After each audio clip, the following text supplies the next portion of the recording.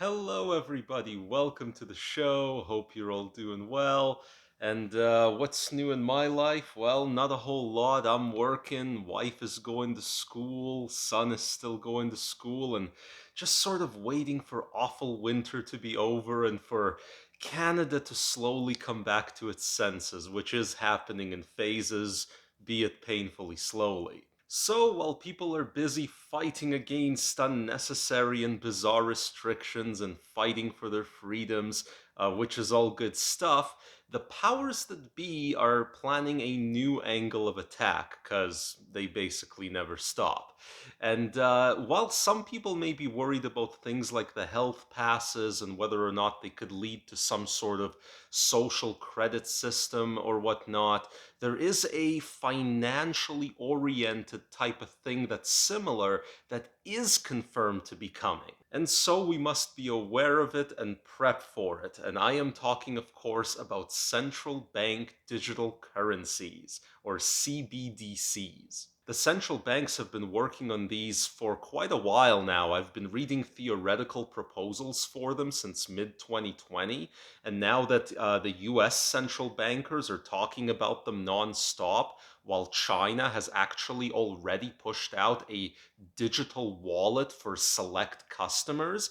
That'll basically be a digital version of their cash. This is something that simply can't be ignored any longer. And it's really worth talking about because a lot of people don't know that this is coming and how soon. A lot of people are very confused about how central bank digital currencies are related to, but are also different from cryptocurrencies. And third, a lot of people don't know just how dangerous and insidious CBDCs can be and what can be done to resist them. So, the basic idea of CBDCs is quite simple. Banks are planning to stop printing physical money and minting physical coins and to replace all of that with some sort of digital equivalence that's going to be accepted everywhere and be considered legal tender. And as a result, trees get saved and printing cost energy gets reduced, and no cashier working the night shift will ever have to count the coins in their float again. And basically, you'll still have credit cards and all that, so not all transactions are going to be handled by this stuff. So if you read these proposals and simply take them at face value, you gain the idea that this is all going to be a good thing, and efficiency will be gained, and nothing bad will come of it.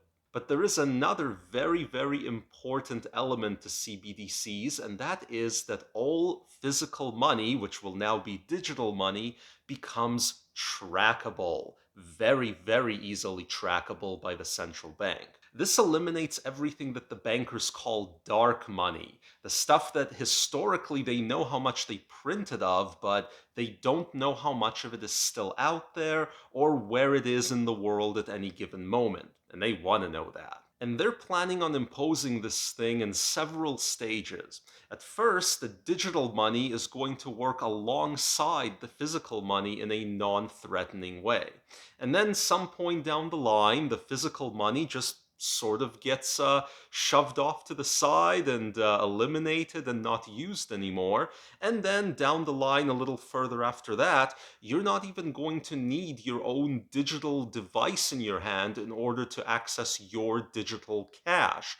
In fact, it could be possible that simply by identifying yourself, either through biometrics or a piece of ID or something, you will be able to access the digital wallet that's associated with you, and only the merchant that you're dealing with is going to need an actual device in order to access it. Now, as you all can tell by my tone, I am incredibly against the whole idea of central bank digital currencies, while I'm also incredibly for decentralized cryptocurrencies, which are in some way similar and yet are the polar opposite of CBDCs, like Bitcoin is a digital currency. Now, in their proposals, the central banks are describing the trackability of the digital money as a feature.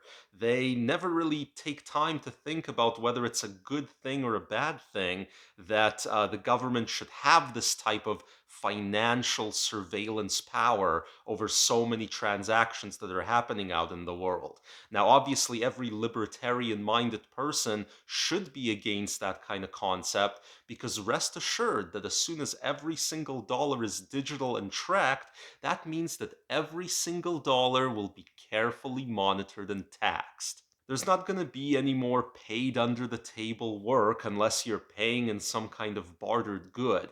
And if you think that's a little crazy, then just wait. The privacy invasions, when you have such control over the financial transactional system, they get pretty creative. I mean, you could do spending limits, you could freeze the cash of bad people that you don't approve of if you're the government.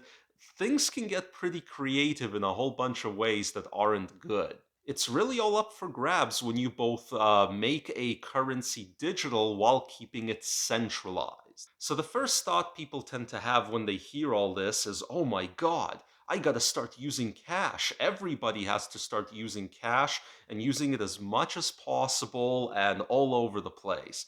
Now, that's not an incorrect sort of reaction, and it's not going to make the situation any worse. But the reality is that that's also not going to stop or even slow down CBDCs in any specific big way.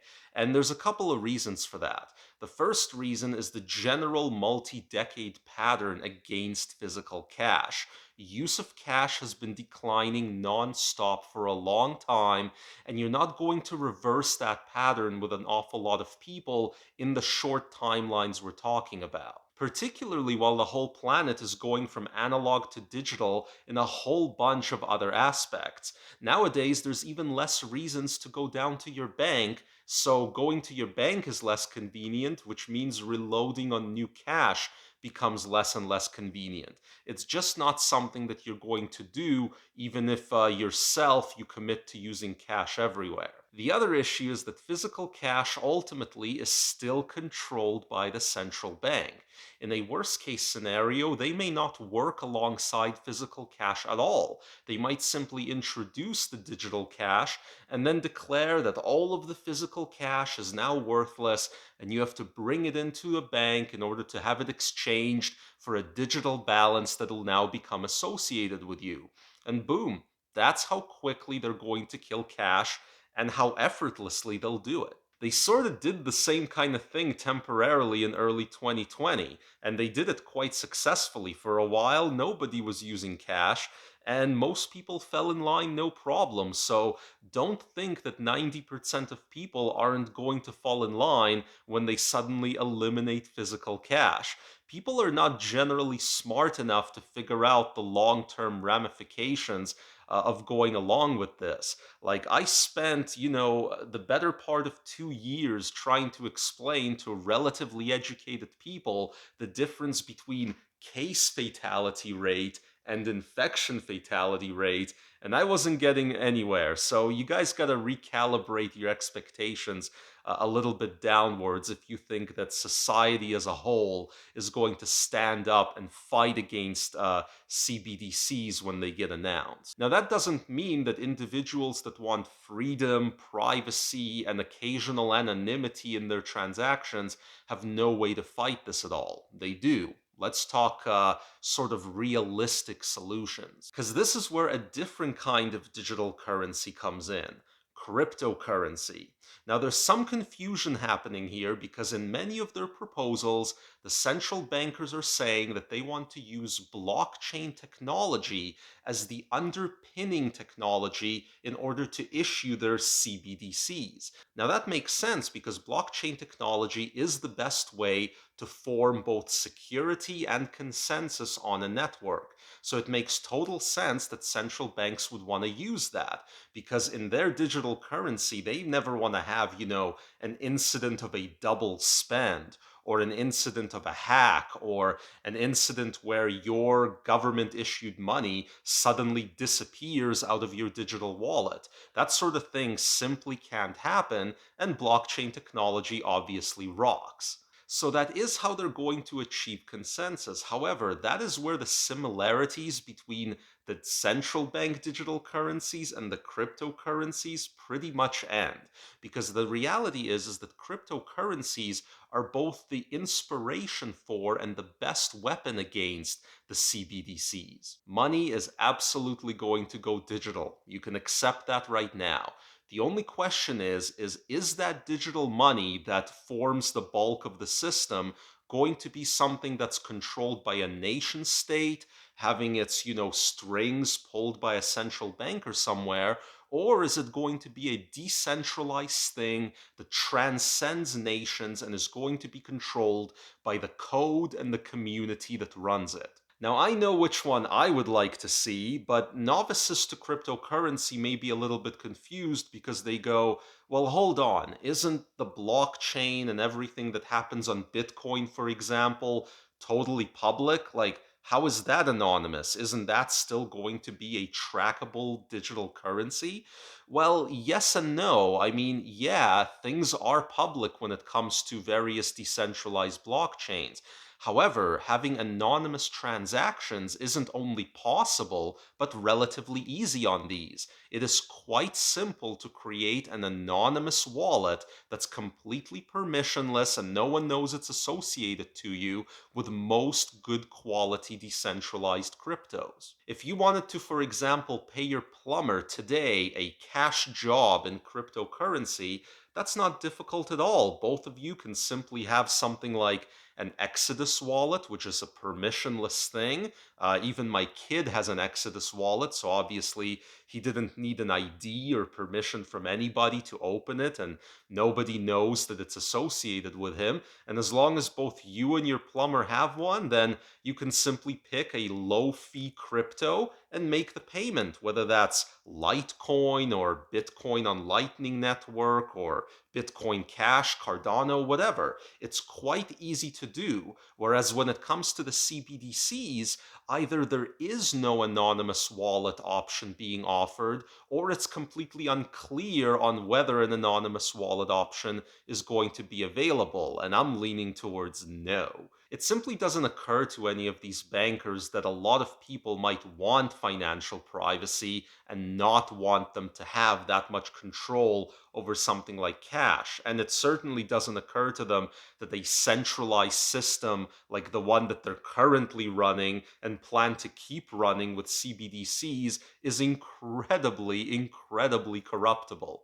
So, yeah, basically, my solution to centralized central bank digital currencies is a highly decentralized, well established cryptocurrency. As it happens, Bitcoin was originally conceived in order to fight the central banks themselves and their practices. See, this right here is actually the print off of the very first block that was mined for Bitcoin in January of 2009. It yielded a 50 Bitcoin reward, by the way, to the person who mined it, who was the creator of Bitcoin, Satoshi himself. And he mined that block on a simple laptop, which really shows you guys how easy it was to mine a block back in the day. Now, the cool thing is that the person who mined the block is actually capable of putting a signature on it, which Satoshi did. Look on the right hand side, and you can actually see the message that he left on the first block. It says that the chancellor is considering a second bailout on the date that the block was mined. So you can already see where the guy's head was at when he created the thing right from the first block. And right now we happen to be roughly on block number 719,000. So kind of a neat thing. It's been just a bit over 13 years since that first block was mined. Now, as it happens, I don't think that Bitcoin specifically is going to be the digital global cryptocurrency that's going to be used transactionally. I don't think it has the throughput for that, and it's missing a few of the other features. To me, Bitcoin is more just a digital gold, and 21 million little ounces of it exist in cyberspace, and the value is just determined by the market interested.